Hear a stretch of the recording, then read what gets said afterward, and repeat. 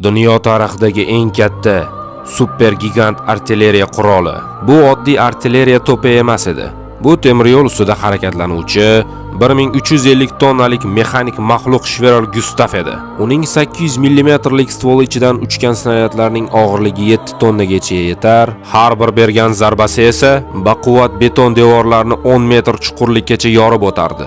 Bu ulkan zambarak Fransiyadagi Maginot liniyasini yorib o'tish uchun loyihalangan. Ammo Fransiya busiz ham zabt etilgach, uning haqiqiy sinovi 1942-yil Sevastopol qamalida bo'ldi. Uni jangga tayyorlashning o'zi bir marosimdek edi.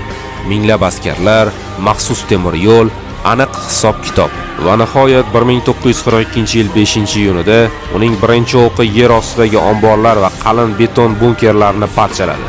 Bu qurol faqat bir marta o'z so'zini aytdi va necha yildan beri qamalda bo'lgan shahar unga bo'ysundi.